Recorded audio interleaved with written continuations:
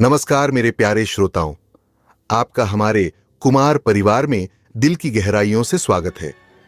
यहाँ हम आपको रहस्य, रोमांच और डर की ऐसी अनोखी दुनिया में लेकर चलते हैं जहाँ हर कहानी आपके दिल और रूह को छू जाएगी। अगर अब तक आपने हमारे चैनल को सब्सक्राइब नहीं किया है तो सच मानिए, ये रिश्ता जैसे अधूरा ही है। इस खूबसूरत रिश्ते को पूरा करने के लिए हमारे चैनल को सब्सक्राइब कीजिए। हमारी हर कहानी आपको कुछ ऐसा महसूस करवाएगी जो आपने पहले कभी नहीं सोचा होगा। तो चलिए हमारे इस रॉयल परिवार का हिस्सा बनिए और हाँ, बेल आइकन दबाना न भूलें ताकि हर नई कहानी सबसे पहले आपके पास पहुंचे। गांव की सड़कों पर रेत उड़ रही थी और सूर्य की किरणें धीरे धीरे ढलने को थीं। आदित्य, एक युवा और उत्साही युवक, अपने जीवन की दिनचर्या में व्यस्त था, लेकिन उसकी आंखों में एक रहस्यमय चमक थी। वह अपनी नौकरी से लौटकर घर जाने के बजाय पुराने मंदिर की ओर बढ़ा। गांव के लोग इसे महाकाल का मंदिर कहते थे और यहाँ की नीरवता और अजीब वातावरण ने हमेशा उसे खींचा था। किंवदंती थी कि इस मंदिर में महाकाल के अदृश्य रूप का वास है। मंदिर के बारे में कहानियां बहुत पुरानी थीं, लेकिन आदित्य को हमेशा यह लगता था कि कोई न कोई सच छुपा हुआ है। वह इस सच को जानने की जिज्ञासा में हर दिन थोड़ा और बढ़ता जा रहा था। आदित्य के मन में एक सवाल था, क्या महाकाल वाकई मौजूद है? तब एक शाम जब उसने मंदिर के पास से गुजरते हुए देखा कि वहां एक साधु बैठा है, तो उसकी जिज्ञासा और भी बढ़ गई कि वह साधु एक पुराने पीपल के नीचे ध्यान मग्न था और उसकी आंखें बंद थीं। आदित्य ने सोचा कि यह व्यक्ति शायद कोई सामान्य साधु होगा, लेकिन फिर उसके मन में यह विचार आया कि क्या इस साधु को महाकाल के बारे में कुछ पता हो सकता है। आदित्य ने धीरे से साधु के पास जाकर पूछा, बाबा, आप महाकाल के बारे में क्या जानते हैं? साधु की आंखें अचानक खुली और उसकी आंखों में एक गहरी रहस्यमय शांति थी। उसने आदित्य की ओर देखा और बिना कुछ कहे अपनी उंगली से मंदिर की ओर इशारा किया। तुम्हें महाकाल के दर्शन की आवश्यकता नहीं है। साधु की आवाज में एक गहरी गंभीरता थी। महाकाल तुम्हारे पास तभी आएगा जब तुम खुद को उसके सामने पूरी तरह से समर्पित कर दोगे, लेकिन यह समर्पण तुम्हारी इच्छा पर निर्भर नहीं है। महाकाल तब आता है जब समय का चक्र उसे बुलाता है और तब उसे कोई नहीं रोक सकता। आदित्य को यह बातें सुनकर कुछ अजीब सा महसूस हुआ, लेकिन वह और भी अधिक उत्सुक हो गया। उसने साधु से और सवाल किए, लेकिन साधु बस मुस्कुराया और फिर आंखें बंद करके ध्यान में लग गया।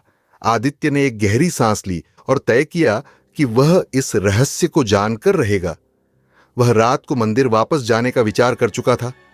रात का समय था और जैसे ही चांद की रोशनी मंदिर के आंगन में फैली, आदित्य वहां पहुंचा।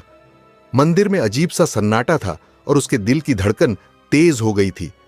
चारों ओर अंधेरा था, लेकिन मंदिर के भीतर एक हल्का सा प्रकाश था जो किसी अदृश्य शक्ति का प्रतीक सा लग रहा था। जैसे ही आदित्य ने मंदिर के अंदर कदम रखा, हवा में एक ठंडी सिहरन दौड़ गई। उसकी आंखों में एक अजीब सी चमक आई।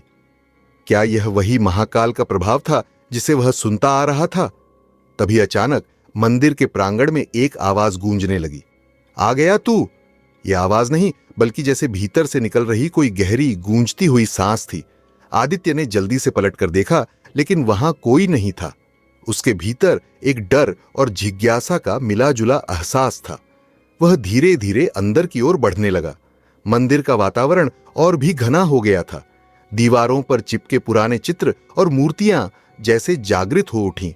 आदित्य का दिल तेजी से धड़कने लगा और उसके कदम जैसे अपने आप बढ़ते जा रहे थे।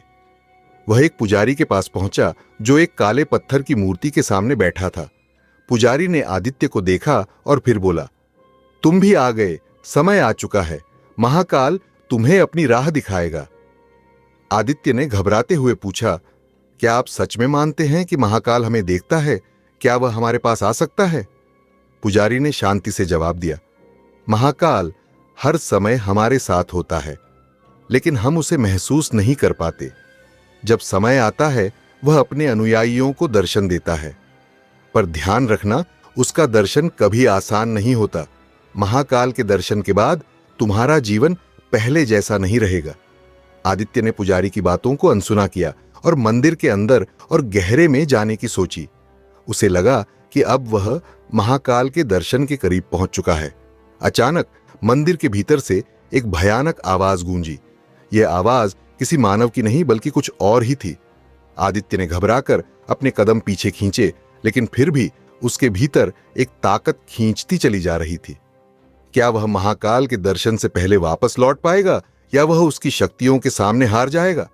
यह सवाल आदित्य के दिमाग में घूम रहा था जब अचानक उसकी आंखों के सामने अंधेरा छा गया और वह महाकाल के पहले दर्शन के लिए तैयार हो गया था। आदित्य का मन असमंजस में था। उसने जैसे ही महाकाल के मंदिर में कदम रखा, एक विचित्र एहसास हुआ कि वह किसी और दुनिया में कदम रख चुका है। चारों ओर फैला अंधेरा जैसे उसकी आत्मा को खींचने की कोशिश कर रहा था और हवा में एक अजीब सी खामोशी थी। अचानक वही आवाज फिर से सुनाई दी, लेकिन इस बार यह और भी स्पष्ट थी, जैसे किसी ने उसे सीधे उसके दिल में संबोधित किया हो। तुम आ गए हो, अब कोई रास्ता नहीं है पीछे जाने का। आदित्य ने अपने कदम धीरे धीरे मंदिर के भीतर बढ़ाए। उसकी आंखों के सामने कुछ और ही दृश्य थे। यह कोई साधारण मंदिर नहीं था। यहां की दीवारें जो अब तक चुपचाप खड़ी थीं, अब जैसे जीवित हो उठीं। उन पर अजीब से चित्र उभर आए थे जो एक गहरी अपार अंधेरे की ओर इशारा कर रहे थे। यह चित्र महाकाल के उग्र रूप, काल चक्र और मृत्यु के प्रतीक थे। आदित्य ने एक कदम और बढ़ाया और अचानक एक पुराना द्वार सामने आ गया जो पहले कभी दिखाई नहीं दिया था। यह द्वार एक प्राचीन पत्थर से बना था जिस पर अजीब गहनों और मंत्रों की खुदाई थी। जैसे ही आदित्य ने उस द्वार की ओर बढ़ने की कोशिश की, एक आवाज सुनाई दी। यह द्वार वही है जिसे पार करने का साहस किसी भी इंसान ने नहीं किया। आदित्य ने पीछे मुड़कर देखा, लेकिन वहां कोई नहीं था। फिर भी वह बिना डरे उस द्वार के पास पहुंचा और उसे खोलने की कोशिश की। तभी अचानक द्वार अपने आप खुल गया और एक गहरी काली गुफा के अंदर से एक भयंकर शोर सुनाई देने लगा। आदित्य ने संकोच किए बिना अंदर प्रवेश किया। जैसे ही वह गुफा के भीतर आया, उसे महसूस हुआ कि यहां का समय और स्थान बदल गए थे। जैसे ही वह गुफा के और भीतर बढ़ा, उसके कदमों की आवाज गूंजने लगी। वह धीरे धीरे एक और गहरी आवाज सुन रहा था जो धीरे धीरे उस तक पहुंचने लगी। आओ, समय और काल के बीच का द्वार खोलो। आदित्य की श्वासें तेज हो गईं। उसके सामने एक अजीब दृश्य था। गुफा की दीवारों पर उभरते हुए चित्रों में महाकाल की उपस्थिति थी। वह न केवल एक देवता के रूप में दिखा रहा था, बल्कि समय और मृत्यु का अजेय रक्षक भी था। चित्रों में महाकाल अपने तांडव से काल को नियंत्रित करता हुआ दिखाई दे रहा था और उसके आसपास अंधकार और मृत्यु के प्रतीक थे। आदित्य ने चुपचाप चित्रों को देखा और समझने की कोशिश की। फिर अचानक गुफा में एक भयंकर तूफान सा उठने लगा। पत्थरों से टकराते हुए अजीब आवाजें सुनाई देने लगीं और हवा में एक गहरी धुआं घुलने लगी। आदित्य ने खुद को संभालते हुए आगे बढ़ने का निर्णय लिया। यहां क्या है? आदित्य ने धीरे से पूछा और तभी एक जवाब आया। यह जवाब उसके भीतर से नहीं बल्कि गुफा की दीवारों से आया था। यह काल का दरवाजा है। तुम केवल तभी पार कर सकते हो जब तुम स्वयं को मृत्यु और समय से परे समझो। आदित्य समझ नहीं पाया, लेकिन उसे महसूस हुआ कि यह एक गहरी चेतावनी थी। उसे डर था, लेकिन जिज्ञासा और रहस्य की शक्ति उसे और खींच रही थी। क्या यह महाकाल की शक्ति का वास्तविक रूप था जो वह समझने की कोशिश कर रहा था? उसने एक कदम और बढ़ाया। अचानक गुफा की दीवारों पर उभरे चित्र महाकाल के तांडव में बदलने लगे। वह अपने पैरों से थरथराते हुए पूरी ताकत से आगे बढ़ता चला गया। तभी अचानक गुफा के एक अंधेरे कोने से कुछ हलचल महसूस हुई। आदित्य ने घबराकर मुड़कर देखा और देखा कि वहां एक अजीब सी आकृति खड़ी थी। यह कोई मानव नहीं था, बल्कि किसी प्राचीन आत्मा का रूप था जिसका चेहरा और शरीर ढक चुका था। तुम यहां क्यों आए हो? वह आकृति गहरी आवाज में बोली। आदित्य ने डरते हुए कहा, मैं महाकाल के बारे में जानने आया हूं। मुझे समझना है कि यह सब क्या है। आकृति हंसी और फिर बोली, महाकाल का सत्य समझने के लिए तुम्हें पहले अपना अस्तित्व खोना होगा। तुम्हारा रास्ता अब केवल अंधकार से होकर गुजरता है। क्या तुम तैयार हो? आदित्य का दिल जोरों से धड़क रहा था। वह जानता था कि यह केवल एक शुरुआत थी और उसे अब इस रहस्य को पूरी तरह से जानने के लिए अपनी पुरानी पहचान और खुद को छोड़ना होगा। क्या वह इस यात्रा के लिए तैयार था? तभी आकृति ने अपने हाथ से हवा में एक संक्षिप्त मंत्र उच्चारा और अचानक गुफा के भीतर से एक भयंकर आवाज गूंजी और अंधेरा और भी गहरा हो गया। आदित्य ने गहरी सांस ली और खुद को इस अज्ञात दरवाजे से बाहर निकालने की कोशिश की, लेकिन अब वह महाकाल की शक्ति के जाल में फंस चुका था। वह जान चुका था अब उसके पास कोई रास्ता नहीं था और वह खुद को समय और काल के बीच के इस दरवाजे में समर्पित कर चुका था। आदित्य की आंखों के सामने अंधेरे का साम्राज्य था। वह घबराया हुआ लेकिन साथ ही अदृश्य शक्ति से खींचा हुआ महसूस कर रहा था। गुफा के भीतर महाकाल का तांडव जैसे उसका पीछा कर रहा था और उसकी छाया हर कदम पर उसे जकड़ने की कोशिश कर रही थी। वह अपने चारों ओर देखता है, दीवारों पर महाकाल की मूर्तियां और चित्र जैसे उसे घेरने लगे थे। अब वह समझने लगा था कि महाकाल का आह्वान सिर्फ एक साधारण पूजा या मंत्र का नहीं, बल्कि आत्मा के गहरे समर्पण का परिणाम होता है। वह धीरे धीरे गुफा के अंदर बढ़ता गया और एक अजीब सा एहसास उसे होने लगा। जैसे ही वह एक अंधेरे कोने में पहुंचा, उसे महसूस हुआ कि वहां कुछ और था। किसी की मौजूदगी, एक गहरी और अव्यक्त शक्ति। उसके पास आने वाली हवा में महाकाल की गूंज सुनाई दी।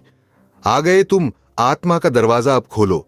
आदित्य को घबराहट महसूस हुई, लेकिन वह फिर भी अपनी जिज्ञासा और साहस से आगे बढ़ने लगा। तभी गुफा के अंदर से एक अनहोनी आवाज गूंजी। तुमने जो कदम उठाया है वह एक बार में लौटने का नहीं है। महाकाल का तांडव अब तुम्हारे जीवन का हिस्सा बन चुका है। अब तुम्हारी यात्रा समय और मृत्यु से परे होगी। ये आवाज किसी इंसान की नहीं थी। यह किसी भूतिया कालातीत शक्ति की आवाज थी जो आदित्य की आत्मा के भीतर गूंज रही थी। आदित्य की आंखें घबराई हुई थीं, लेकिन वह जानता था कि अब वह लौट नहीं सकता। महाकाल ने उसे इस यात्रा के लिए बुलाया था और अब उसे इसके अंजाम तक पहुंचाना था। तभी एक जोरदार ध्वनि के साथ गुफा के भीतर का दृश्य बदलने लगा। जैसे ही आदित्य ने आंखें खोलीं, उसने देखा कि पूरी गुफा में एक तेज उजाला फैल चुका था। यह उजाला किसी नजदीकी आकाशीय आग के समान था, जिसमें महाकाल की उपस्थिति स्पष्ट रूप से महसूस हो रही थी। महाकाल का रूप अब उसके सामने था, न सिर्फ एक देवता के रूप में, बल्कि मृत्यु और जीवन के बंधन को तोड़ते हुए। महाकाल की आंखें खून जैसी लाल और गहरी थीं और उसका चेहरा भयावह रूप से शांत था, जैसे वह समय के हर पहलू को देख सकता हो। उसकी लंबी और सर्पीली तड़पती हुई बाहें उसके आसपास लहरा रही थीं और उसके चारों ओर हवा में कुछ अजीब गंध थी जो मृत्यु की मौजूदगी का संकेत दे रही थी। आदित्य ने धीरे से कदम बढ़ाए और महाकाल की ओर देखने की कोशिश की, लेकिन उसकी आंखों के सामने जो दृश्य था वह उसे हैरान कर देने वाला था। महाकाल के हाथों में एक काल चक्र था जो घूमता हुआ दिखाई दे रहा था और उसके घेरते हुए अंधेरे में अजीब सी गूंज सुनाई दे रही थी। जैसे ही आदित्य ने महाकाल के नजदीक जाने की कोशिश की, एक जबरदस्त शोर उठा और उसकी आंखों के सामने कुछ अदृश्य ताकतें लहराने लगीं। महाकाल की शक्ति उसे अपनी गिरफ्त में लेने की कोशिश कर रही थी। आदित्य चिल्लाया, क्यों बुलाया मुझे यहां? क्या यह सिर्फ विनाश है? महाकाल की गहरी आवाज सुनाई दी, यह सिर्फ विनाश नहीं है पुत्र, यह जीवन और मृत्यु के संतुलन का सत्य है। तुम जिस रास्ते पर चल रहे हो वह तुम्हारी आत्मा का परीक्षण है। महाकाल का तांडव तब होता है जब समय का चक्र अपनी सीमा से बाहर जाता है और तुम आदित्य अब उसी चक्र का हिस्सा बन चुके हो। आदित्य को समझ में नहीं आया कि महाकाल क्या कह रहा था। क्या वह उसे केवल एक पुजारी के रूप में देख रहा था या उसके जीवन में कुछ और गहरा था जिसका उसे अब सामना करना था? उसकी पूरी दुनिया जैसे पल भर में बदल चुकी थी। महाकाल ने एक कदम आगे बढ़ाया और उसकी आवाज फिर से गूंज उठी, समय और मृत्यु का रेखा पर चलना कभी आसान नहीं होता। तुमने अपने भाग्य को स्वयं चुना है। अब तुम मेरे साथ चलोगे और तुम देखोगे कि समय के हर पहलू में मेरी शक्ति किस तरह से काम करती है। महाकाल के शब्द आदित्य की आत्मा में गहरे समा गए। अब उसे महसूस हो रहा था कि महाकाल का तांडव केवल एक देवता का क्रोध नहीं, बल्कि समय के हर पहलू में महाकाल की अदृश्य उपस्थिति थी। वह महाकाल के साथ इस यात्रा में एक नई दुनिया को देखेगा और हर कदम पर उसे खुद को और अपनी आत्मा को समझना होगा। महाकाल ने एक उग्र हंसी के साथ कहा, तुमने जो कदम उठाया है वह अब तुम्हारे लिए पलटने का नहीं है। तुम मेरी शक्ति के साथ मिलकर समय के चक्र को चुनौती दोगे, लेकिन याद रखना, एक दिन तुम भी मेरी तरह काल के हाथों में समाहित हो जाओगे। आदित्य ने एक गहरी सांस ली और फिर महाकाल की शक्ति के साथ कदम बढ़ाए। अब वह जानता था कि महाकाल का तांडव केवल विनाश नहीं था, बल्कि यह उसके अस्तित्व को समझने और आत्मसात करने का एक रास्ता था। उसकी यात्रा अब शुरू हो चुकी थी और उसका सामना महाकाल के अनदेखे रूप से होगा। आदित्य के सामने महाकाल का रूप अब पूरी तरह से उजागर हो चुका था। वह केवल एक देवता नहीं था, बल्कि वह समय, मृत्यु और जीवन के बीच के अनदेखे सूत्रों का आकाश था। महाकाल के हाथ में कालचक्र घूम रहा था और उस चक्र की गति के साथ अदृश्य शक्तियां हवा में लहराती थीं। आदित्य के भीतर एक भय था, लेकिन साथ ही वह महाकाल की शक्ति के प्रति आकर्षित भी था। उसने महसूस किया कि वह एक ऐसी दुनिया में प्रवेश कर चुका था जहां समय और घटनाओं का वास्तविक स्वरूप नहीं था, बल्कि यह सब एक अजीब से चक्र में घूम रहा था। महाकाल की गहरी आवाज गूंजी, समय केवल एक रेखा नहीं है पुत्र, यह एक चक्र है जो अनंत रूप से घूमता है। हर आत्मा, हर जीवन, हर मृत्यु एक बिंदु है जो इस चक्र में समाहित होता है। तुम्हारी आत्मा अब इस चक्र का हिस्सा बन चुकी है। तुम्हें इसे समझने की आवश्यकता है, क्योंकि यह वही सत्य है जो मानवता को छुपा हुआ लगता है। आदित्य ने डरते हुए महाकाल की ओर देखा और धीरे से पूछा, लेकिन महाकाल, यह चक्र किस तरह से काम करता है? क्या इसे कोई रोक सकता है? महाकाल ने उत्तर दिया, नहीं, इस चक्र को कोई नहीं रोक सकता।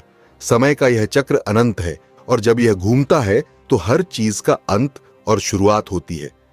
यह चक्र आत्माओं को उनके भाग्य के अनुसार मोड़ता है और जो भी इस चक्र में फंसता है वह अपनी यात्रा पर चलता है, चाहे वह खुशी हो या दुख, जीवन हो या मृत्यु। लेकिन जो इसका सामना करता है वह महाकाल की शक्ति को समझ सकता है। महाकाल के शब्द आदित्य की आत्मा में समा रहे थे। उसने महसूस किया कि यह चक्र सिर्फ एक रहस्य नहीं था, बल्कि यह पूरे ब्रह्मांड का आधार था। उसकी यात्रा अब एक ऐसे मोड़ पर थी जहां उसे महाकाल के तांडव और कालचक्र को समझना होगा।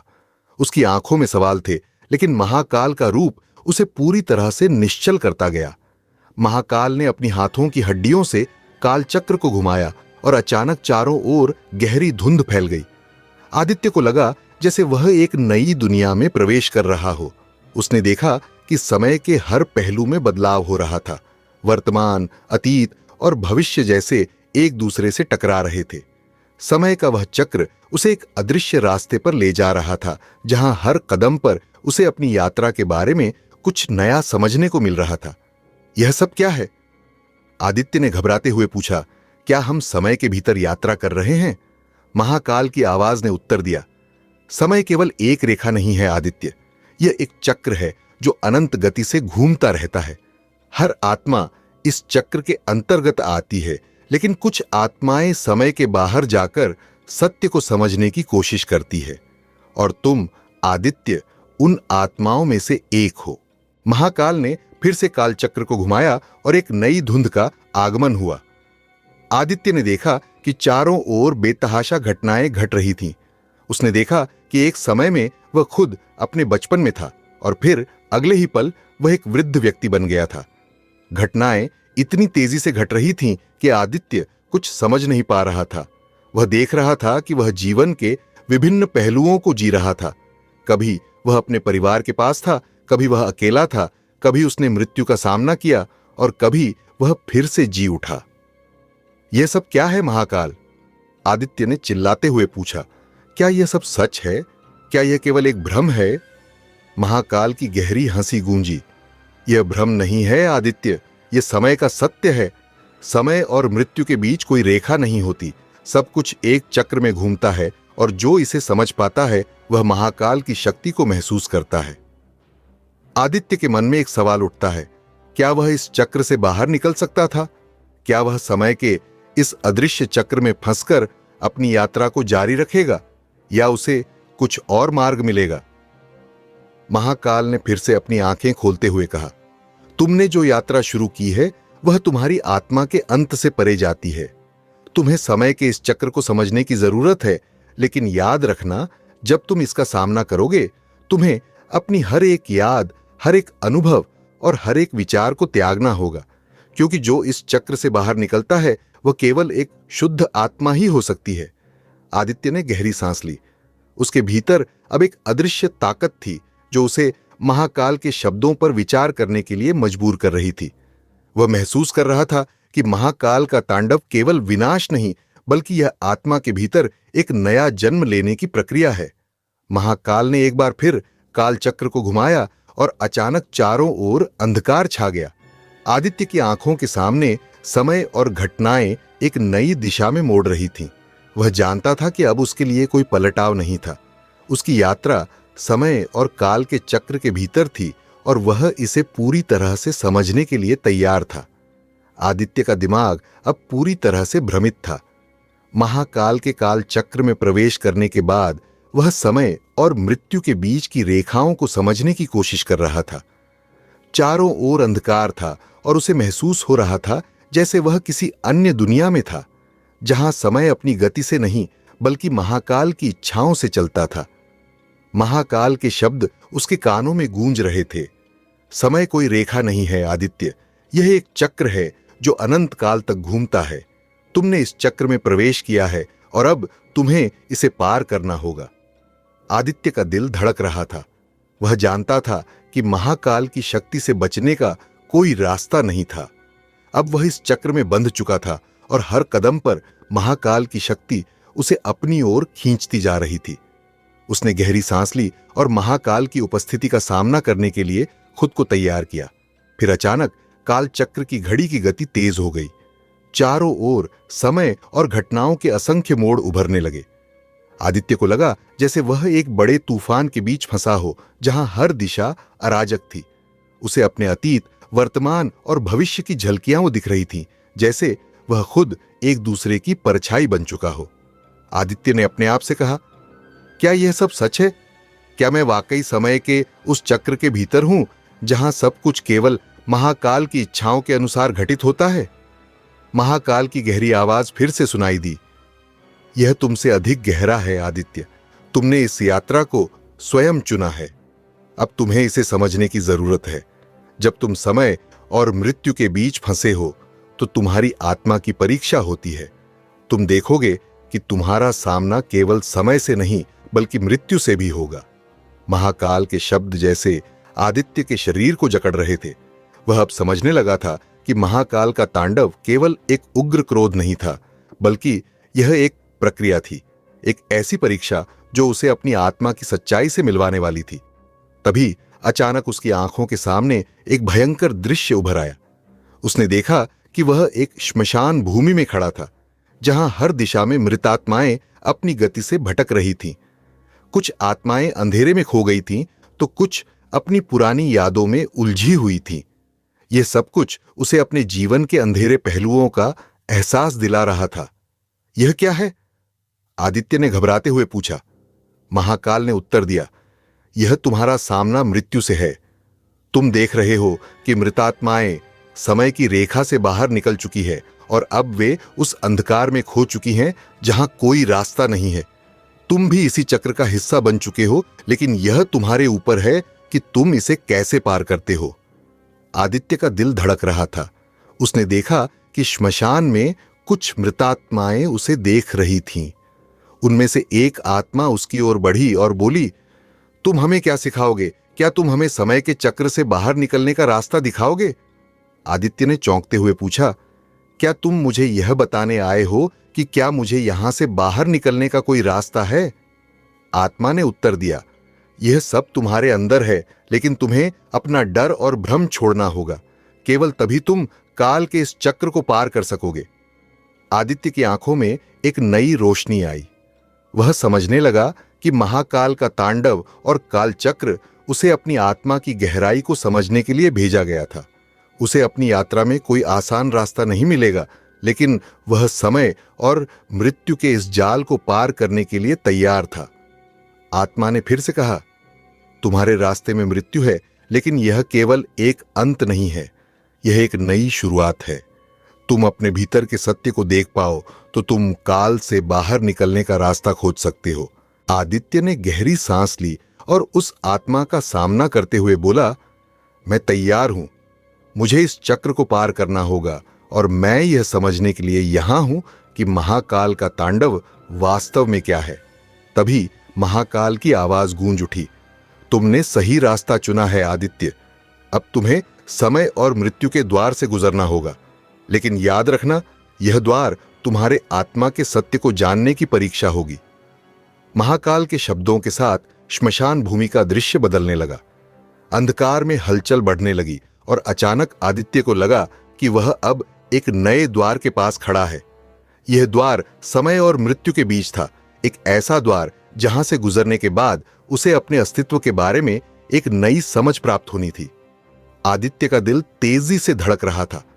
महाकाल के काल चक्र में उसकी यात्रा अब एक निर्णायक मोड़ पर थी। श्मशान भूमि के अदृश्य रास्ते जहां मृतात्माएं भटक रही थीं, अब उसकी आंखों के सामने एक और द्वार खुल चुका था। वह द्वार महाकाल के तांडव का प्रतीक था, एक ऐसा द्वार जो जीवन और मृत्यु के बीच का संवेदनशील सीमा रेखा था। यह द्वार केवल एक गेट नहीं था, बल्कि यह एक बिंदु था जहां से गुजरने के बाद कुछ भी पूर्ववत नहीं रह सकता था। आदित्य को महसूस हो रहा था कि वह अब केवल एक भटकता हुआ मानव नहीं था, वह समय के अनंत चक्र में फंसा हुआ एक भाग बन चुका था। उसकी आत्मा के भीतर कुछ गहरे सवाल थे, जिनका जवाब पाने के लिए वह इस द्वार के पार जाने को तैयार था। क्या यह वास्तव में मेरा रास्ता है? आदित्य ने खुद से पूछा, जैसे वह अपनी अंतरात्मा की गहराई में उतरता जा रहा हो। क्या महाकाल ने मुझे इस द्वार के पार भेजा है ताकि मैं समय और मृत्यु का असली स्वरूप समझ सकूं? महाकाल की आवाज फिर से गूंजी, जैसे समय की धड़कन के साथ प्रतिध्वनित हो रही हो। तुमने जो कदम उठाया है वह आसान नहीं था आदित्य। यह द्वार समय और मृत्यु के बीच का है और इसका पार करना तुम्हारी आत्मा की परख होगी। जब तुम इस द्वार से गुजरोगे तो तुम्हें खुद को पूरी तरह से समझना होगा। आदित्य ने धीरे से कदम बढ़ाया और उस अंधेरे द्वार की ओर बढ़ा। जैसे ही वह द्वार के पास पहुंचा, उसका शरीर ठंडा हो गया और उसकी सांसें थम सी गईं। वह एक असंवेदनशील दुनिया में प्रवेश करने वाला था, एक ऐसी दुनिया जहां उसका अतीत, वर्तमान और भविष्य मिलकर एक अदृश्य शक्ति में समाहित हो जाएंगे। क्या मुझे इस द्वार से गुजरने का साहस है? आदित्य ने खुद से पूछा। एक पल के लिए वह रुक गया, लेकिन फिर उसने महाकाल के शब्दों को याद किया, तुम्हारी आत्मा की परख होगी। आदित्य ने आखिरी बार गहरी सांस ली और द्वार की ओर कदम बढ़ाया। जैसे ही वह भीतर गया, उसे महसूस हुआ कि वह समय के चक्र से बाहर निकल रहा था। उसने देखा कि चारों ओर अंधकार था, लेकिन उस अंधकार में एक प्रकाश चमक रहा था, जैसे वह किसी नई दुनिया में प्रवेश कर रहा हो। अचानक उसके सामने महाकाल का रूप प्रकट हुआ, लेकिन इस बार वह किसी देवता के रूप में नहीं था। महाकाल का रूप अब एक ऐसी शक्ति के रूप में था जो न तो समय से बंधी थी और न ही मृत्यु से। महाकाल के चेहरे पर एक गहरी और स्थिरता थी, जैसे वह हर समय और हर मृत्यु को देख रहा हो। उसकी आंखों में एक ऐसा रहस्य था जिसे कोई भी जीव नहीं समझ सकता था। तुम आ गए हो आदित्य, महाकाल ने कहा। अब तुम उस द्वार से बाहर निकल चुके हो, लेकिन तुम्हें अपनी आत्मा की सच्चाई का सामना करना होगा। आदित्य ने घबराते हुए पूछा, क्या इसका मतलब यह है कि मैं अब भी समय और मृत्यु से बाहर नहीं निकल पाया हूं? महाकाल ने हंसते हुए उत्तर दिया, नहीं आदित्य, तुम समय और मृत्यु के बीच के इस द्वार से पार हो चुके हो, लेकिन यह केवल तुम्हारी यात्रा का एक चरण था। असली परीक्षा अब शुरू होगी। तुम्हें अपनी आत्मा को समझने के लिए अपनी पूरी यात्रा की सच्चाई को स्वीकार करना होगा। महाकाल के शब्द आदित्य के भीतर गूंजने लगे। अब वह जानने लगा था कि महाकाल का तांडव केवल एक प्रक्रिया है। यह आत्मा की शुद्धता और सत्य को जानने की यात्रा है। अगर वह इस यात्रा में पूरी तरह से समर्पित नहीं हो सका, तो वह सदा के लिए इस चक्र में खो जाएगा। आदित्य ने धीरे से कदम बढ़ाए और महाकाल से पूछा, मैं क्या कर सकता हूं? मुझे इस चक्र को पार करने का कोई रास्ता चाहिए। महाकाल ने उसकी ओर देखा और कहा, तुमने समय के चक्र को देखा है आदित्य, लेकिन तुम्हें अब समय के उस सत्य को समझना होगा जो जीवन और मृत्यु से परे है। तुम्हें अपनी आत्मा को देखना होगा, और जब तुम उसे देखोगे तभी तुम इस चक्र को पार कर सकोगे। आदित्य ने अपनी आंखें बंद की और उसने महसूस किया कि वह अब समय और मृत्यु के बीच के उस गहरे गड्ढे में खड़ा है जहां वह केवल अपने अस्तित्व की सच्चाई को ही जान सकता था। अचानक उसकी आंखों के सामने एक दृश्य उभर आया। वह अपना अतीत देख रहा था, जब वह बचपन में अपने परिवार के साथ खेलता था। उसने अपनी मां की मुस्कान देखी, अपने पिता के साथ समय बिताया और उसने अपने पुराने दोस्तों को देखा। लेकिन उसके बाद वह एक ऐसे मोड़ पर पहुंचा जहां उसकी जिंदगी की सच्चाई खुलने लगी। वह सब कुछ खो चुका था और अब उसे यह महसूस हुआ कि जीवन और मृत्यु के बीच का फर्क केवल एक भ्रम था। अब मुझे क्या करना होगा? आदित्य ने महाकाल से पूछा, क्या मैं इस भ्रम को तोड़ने में सक्षम हो सकता हूं? महाकाल ने उत्तर दिया, तुम्हें अब अपनी आत्मा की सच्चाई को स्वीकार करना होगा। जब तुम इस सच्चाई को जान लोगे तो समय और मृत्यु दोनों का भय खत्म हो जाएगा और तुम महाकाल के तांडव को समझ सकोगे। आदित्य ने गहरी सांस ली और महाकाल के शब्दों को अपने भीतर महसूस किया। वह अब तैयार था अपनी यात्रा के अगले चरण के लिए, एक ऐसा चरण जहां उसे अपने अस्तित्व के सबसे गहरे रहस्यों का सामना करना था। आदित्य के भीतर एक गहरी बेचैनी थी। महाकाल के द्वार से बाहर निकलने के बाद वह समय और मृत्यु के बीच के उस अदृश्य क्षेत्र में खड़ा था जहां से अब कोई भी पलट नहीं सकता था। महाकाल की चेतावनी उसके कानों में गूंज रही थी, तुम्हें अपनी आत्मा की सच्चाई का सामना करना होगा। वह जानता था कि यह उसकी सबसे बड़ी परीक्षा है और अब कोई पलटाव नहीं था। महाकाल के रूप में मौजूद उस अदृश्य शक्ति ने उसे बताया था कि केवल अपनी आत्मा को समझने से ही वह इस चक्र से बाहर निकल सकता था। आदित्य ने महसूस किया कि अब वह अपनी यात्रा के सबसे घातक मोड़ पर था। यह कोई साधारण परीक्षा नहीं थी, यह उसके अस्तित्व की पूरी सच्चाई से मिलन था। महाकाल के घने अंधकार से घिरे संसार में आदित्य की आंखों के सामने अतीत और वर्तमान का मिश्रण था। वह अपनी जिंदगी की हर एक घटना, हर एक स्मृति को महसूस कर रहा था, लेकिन सब कुछ अब धुंधला सा लग रहा था, जैसे वह एक परछाई के रूप में जी रहा हो। वह सोचने लगा, क्या यह सब सच था? क्या मैं अपनी पूरी जिंदगी केवल भ्रमों के बीच जी रहा था? तुम्हें अब अपनी आत्मा को देखना होगा आदित्य। महाकाल की आवाज गूंज उठी, यह तुम्हारे जीवन की सच्चाई है। जो तुमने भरा है वही तुम्हारे सामने आएगा। तुम्हारे भीतर की सच्चाई को जानो। आदित्य ने अपनी आंखें बंद की और गहरी सांस ली। वह जानता था कि महाकाल के शब्दों का अर्थ केवल एक साधारण दार्शनिकता नहीं था, बल्कि यह उसकी पूरी यात्रा का मुख्य उद्देश्य था। उसे अब अपनी आत्मा की गहराई में जाकर यह जानना था कि उसकी सच्चाई क्या है। उसने अपने अतीत की ओर नजर डाली। उसे वह दिन याद आया जब उसने पहली बार अपने परिवार के साथ खुशी से समय बिताया था, लेकिन फिर वह पल आया जब उसकी जिंदगी में अंधकार ने प्रवेश किया। उसने अपने परिवार को खो दिया था, अपने सपनों को खो दिया था और अंततः वह अकेला हो गया। लेकिन यह सब क्या था? क्या यह केवल एक माया थी जो उसे भ्रमित कर रही थी? आदित्य के मन में सवाल उठने लगे। क्या यह सब मेरी गलती थी? क्या यह मेरी कमजोरी थी जो मुझे इस चक्र में घसीट लाई? तभी महाकाल की आवाज फिर से गूंज उठी, तुम्हारी आत्मा पर कोई भी दोष नहीं है आदित्य। यह समय और मृत्यु का खेल है। यह केवल तुम्हारी यात्रा का हिस्सा है। जब तुम इसे समझोगे तो तुम जान पाओगे कि आत्मा का सफर न कभी रुकता है और न कभी खत्म होता है। आदित्य ने महसूस किया कि महाकाल के शब्दों का मर्म अब उसके भीतर गहरे उतर रहा था। वह अब अपने आत्म संघर्ष को समझने लगा था। यह सब कुछ समय और काल के उस चक्र का हिस्सा था जिससे वह कभी बाहर नहीं निकल सकता था, क्योंकि वह स्वयं भी इस चक्र का हिस्सा था। तभी एक भयंकर दृश्य उसकी आंखों के सामने उभर आया। वह एक ऐसी दुनिया में खड़ा था जहां हर कोई अपनी आत्मा की सच्चाई को जानने के लिए संघर्ष कर रहा था। उन सभी की आंखों में एक ही सवाल था, हम कौन हैं? आदित्य ने देखा कि ये आत्माएं केवल अपने जीवन के कष्टों और दुखों में उलझी हुई थीं, लेकिन कोई भी अपनी वास्तविकता को नहीं समझ पा रहा था।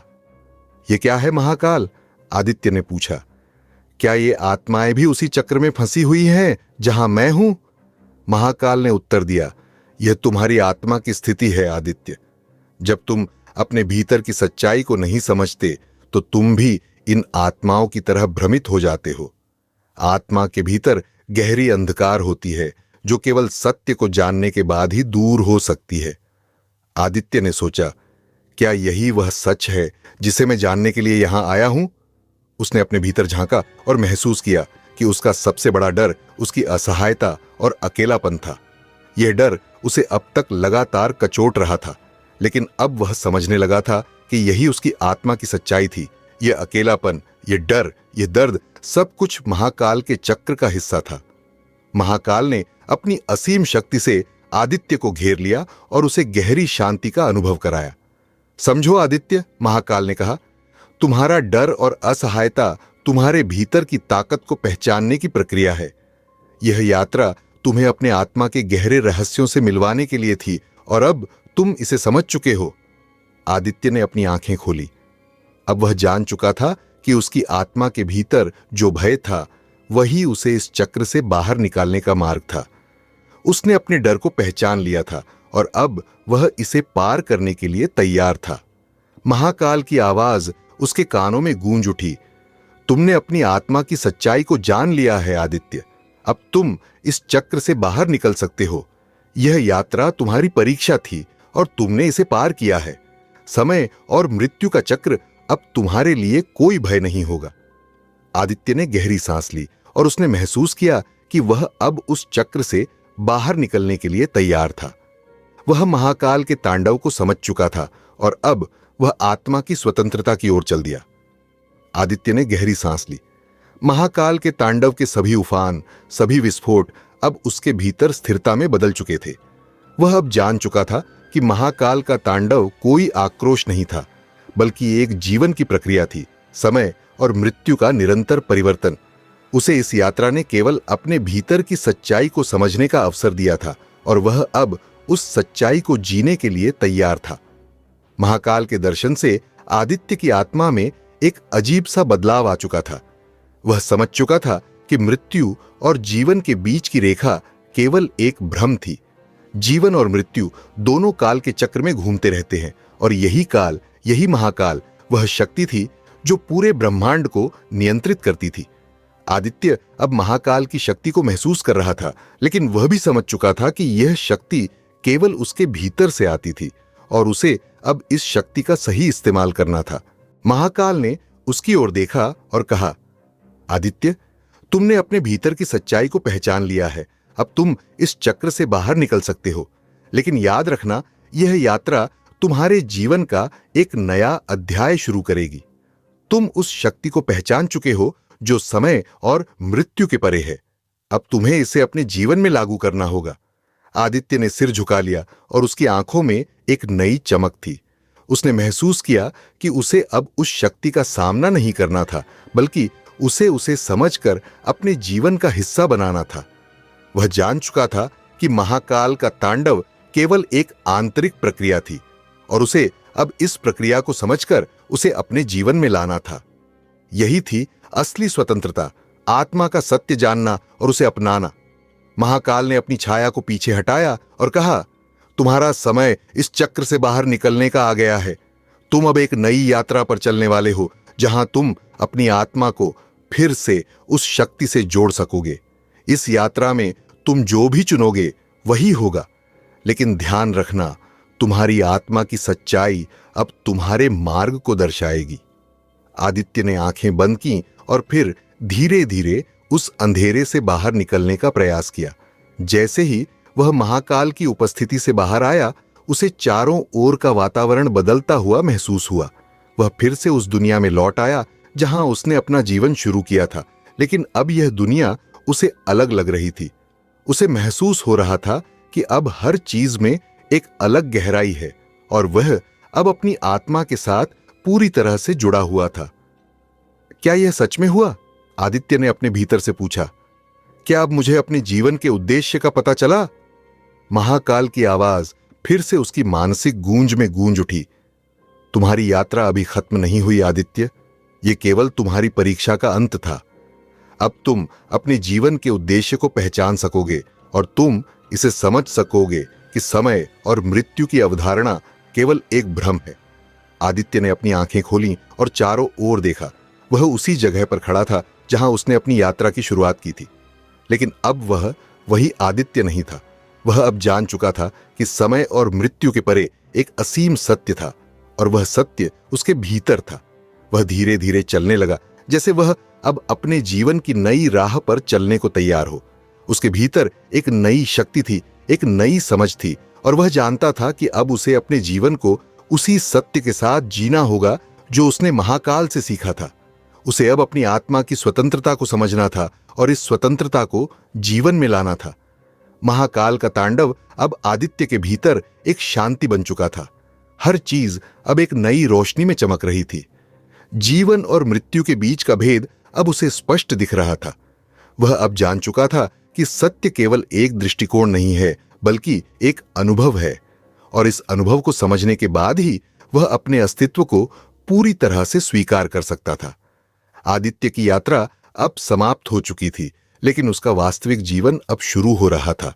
वह अब एक ऐसी दुनिया में था जहां समय और मृत्यु के बीच का भेद समाप्त हो चुका था और वह इस नए जीवन में हर कदम महाकाल के तांडव को महसूस करते हुए आगे बढ़ने को तैयार था। आइए इसी के साथ आज की कहानी को यहीं विराम देते हैं। मेरे प्यारे दर्शकों, हमें पूरा विश्वास है कि इस रोमांचक सफर ने आपके दिल को छुआ और मन में नई लहरें जगा दी होंगी। हमारी यह कहानी आपको कैसी लगी? अपने दिल की बात, अपने विचार हमारे साथ कमेंट्स में जरूर साझा करें। हम बेकरारी से इंतजार कर रहे हैं कि यह कहानी आपके भीतर कैसी अनुभूति लेकर आई। और हां, अगर आप इस चैनल पर नए हैं तो इस रिश्ते को और मजबूत करने के लिए सब्सक्राइब का बटन दबाना न भूलें। बेल आइकन को भी जरूर दबाएं ताकि हमारी हर नई और दिलचस्प कहानी सबसे पहले आपकी स्क्रीन पर दस्तक दे सके। तो अपने दिल को रोमांच और रहस्य की इस यात्रा में डूबने दें। तब तक हमारे साथ बने रहिए और अगली कहानी का इंतजार कीजिए। अगली बार हम आपको और भी गहरे और अनोखे रहस्य की दुनिया में ले चलेंगे।